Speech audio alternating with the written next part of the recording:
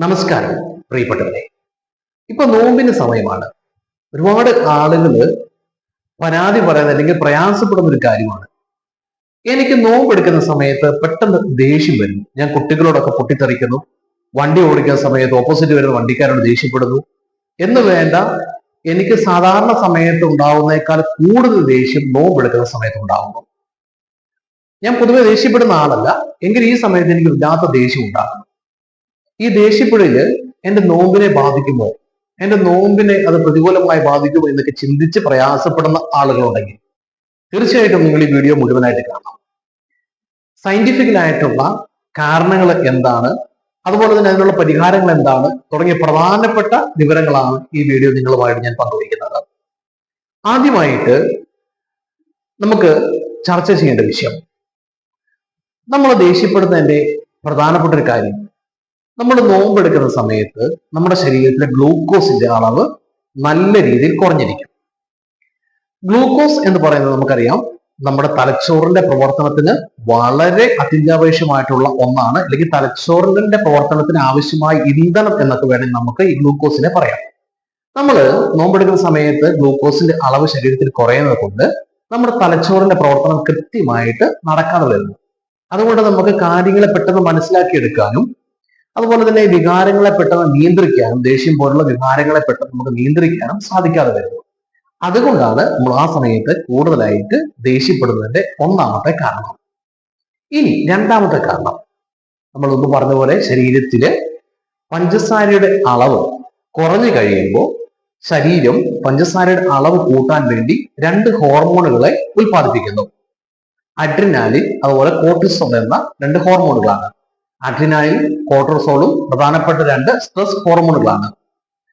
ഇവ ശരീരത്തിൽ ഉൽപ്പാദിപ്പിച്ചു കഴിയുമ്പോൾ, പ്രത്യേകിച്ച് അഡ്രിനാലിൻ പോലുള്ള ഹോർമോണുകൾ ശരീരത്തിൽ ഉൽപ്പാദിപ്പിച്ചു കഴിയുമ്പോൾ ഫൈറ്റ് ഓർ ഫ്ലൈറ്റ് എന്ന അവസ്ഥ ഉണ്ടാവും. അതായത് നിൽക്കണോ അതോ ഞാൻ ഫൈറ്റ് ചെയ്യണോ എന്ന അവസ്ഥ, എന്ന മോഡിലേക്ക് ശരീരം മാറുന്ന ഒരവസ്ഥ. അതുകൊണ്ട് തന്നെ ആ സമയത്ത് പെട്ടെന്ന് ദേഷ്യം കൂടുതലായിട്ട് ആളുകളിൽ കണ്ടുവരുന്നു. അതാണ് ഞാൻ മുമ്പ് പറഞ്ഞത്, നമ്മൾ ഒരു വണ്ടിയൊക്കെ ഓടിച്ച് റോഡിൽ കൂടെ പോയി കഴിയുമ്പോൾ ആരെങ്കിലും ചെറുതായിട്ട് എന്തെങ്കിലും ഒന്ന് നമ്മുടെ നേരെ വരികയോ അല്ലെങ്കിൽ പുറയുന്ന ഒന്ന് ഹോൺ അടിക്കുകയോ ചെയ്ത് ആ സമയത്ത് നമ്മൾ പെട്ടെന്നായിട്ട് ദേഷ്യപ്പെടുന്നതിന്റെ ഒരു പ്രധാനപ്പെട്ട കാരണം ഇതാണ്.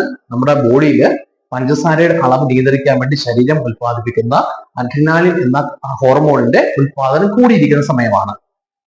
അതുപോലെ തന്നെ ന്യൂറോപെപ്റ്റൈഡ് വൈ എന്ന ഒരു രാസവസ്തു നമ്മൾ നോമ്പെടുക്കുന്ന സമയത്ത് കൂടുതലായിട്ട് ശരീരം ഉൽപ്പാദിപ്പിക്കുന്നു. അതായത് നമ്മൾ വിശന്നിരിക്കുന്ന സമയത്ത് നമ്മുടെ ശരീരം ഉൽപ്പാദിപ്പിക്കുന്ന ഒരു രാസവസ്തുവാണ് ന്യൂറോപെപ്റ്റൈഡ് വൈ എന്നത്. ഇതിന്റെ പ്രധാനപ്പെട്ട ഒരു ഉപയോഗം എന്ന് പറയുന്നത്, നമുക്ക് ആ സമയത്ത് കൂടുതലായിട്ട് ഭക്ഷണത്തോട് താല്പര്യം ഉണ്ടാകുക, അത് കിട്ടാതെ വന്നു കഴിയുമ്പോൾ ദേഷ്യം ഉണ്ടാകുക, അല്ലെങ്കിൽ ആ ഭക്ഷണം തെരഞ്ഞു പിടിക്കാനുള്ള ഒരു പ്രവണത ഉണ്ടാക്കുക എന്നൊക്കെ ഉള്ളത് ഈ ഒരു രാസവസ്തുവിന്റെ പ്രധാനപ്പെട്ട ഒരു കടമയാണ്. അതുകൊണ്ട് തന്നെ ഈ സമയത്ത് നമുക്ക് കൂടുതലായിട്ട് ദേഷ്യം വരും എന്നുള്ളത് സ്വാഭാവികമായിട്ട് സംഭവിക്കുന്നതാണ്. അടുത്തത് ഡോൺ ഫിനോമിയോൺ എന്ന ഒരു അവസ്ഥയാണ്. അതായത് നമ്മൾ രാവിലെ എഴുന്നേൽക്കുന്ന സമയത്ത് ശരീരത്തിൽ പഞ്ചസാരയുടെ അളവ് കൂട്ടുന്ന അവസ്ഥ. അതെന്തിനാന്ന് ചോദിച്ചാല്, നമ്മൾ രാവിലെ എഴുന്നേൽക്കുന്ന സമയത്ത് നമ്മുടെ പ്രവർത്തനങ്ങളിലെ ആക്ടിവിറ്റീസ് ഒക്കെ കൃത്യമായിട്ട് നടക്കാൻ വേണ്ടി ശരീരം ചെയ്യുന്ന ഒരു പ്രവർത്തനമാണ്. എന്നാൽ സാധാരണ ആളുകളിൽ, അതായത് ഷുഗർ ഇല്ലാത്ത അല്ലെങ്കിൽ പ്രമേഹം ഇല്ലാത്ത ആളുകളിൽ അവരുടെ ഇൻസുലിൻ എന്ത് ചെയ്യും, ഇതിനെ കൺട്രോൾ ചെയ്യും. എന്നാൽ പ്രമേഹ രോഗികൾക്ക് ഇൻസുലിന്റെ അളവ് കുറവായതുകൊണ്ട് തന്നെ ഇതിൽ ബാലൻസ് വരാറുണ്ട്. അതുകൊണ്ട് തന്നെ ആ സമയത്ത് പൊതുവെ പ്രമേഹ രോഗികൾക്കൊക്കെ ദേഷ്യം കൂടുതലായിട്ട് കണ്ടുവരുന്നു. അത് വളരെ പ്രധാനപ്പെട്ട ഒരു കാര്യമാണ്.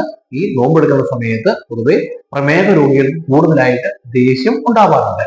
ഇത്തരം സാഹചര്യങ്ങളിൽ നിങ്ങൾ എന്ത് ചെയ്യണമെന്ന് ചോദിച്ചാൽ, നിങ്ങളുടെ ഡോക്ടറെ കണ്ട് കൃത്യമായിട്ട് അതിനുള്ള മെഡിസിൻ എടുക്കുക, അല്ലെങ്കിൽ മെഡിസിന്റെ ഡോസേജിൽ വ്യത്യാസം വരുത്തണമെങ്കിൽ അത് നിങ്ങളുടെ ഡോക്ടറുമായിട്ട് സംസാരിച്ച് കൃത്യമായിട്ട് വേണ്ട കാര്യങ്ങൾ ചെയ്യുക എന്നുള്ളത് വളരെ പ്രധാനപ്പെട്ട ഒരു കാര്യമാണ്.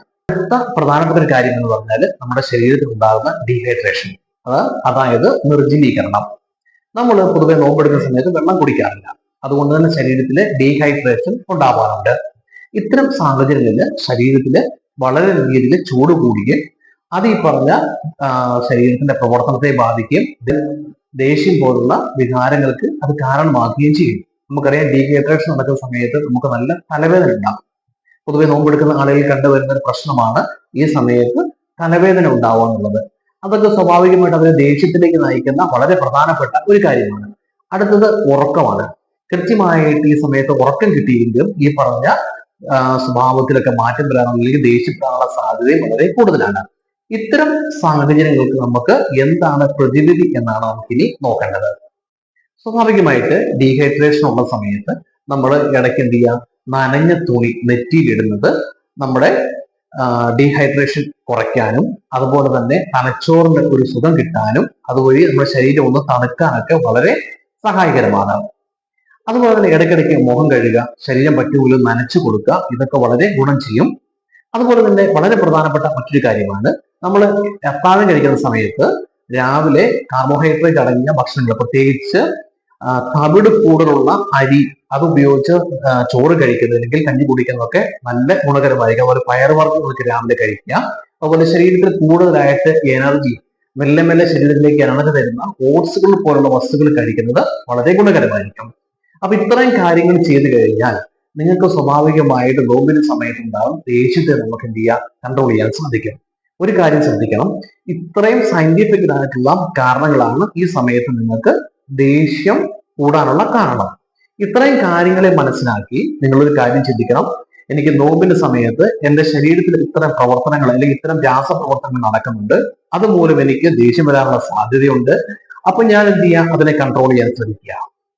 ഇങ്ങനെ ഒരു പ്രത്യേക ത്യാഗം നമ്മൾ ആ സമയത്ത് എടുത്തു കഴിയുമ്പോൾ അത് നോമ്പിന് ഒന്നുകൂടെ മാറ്റിക്കൂട്ടും.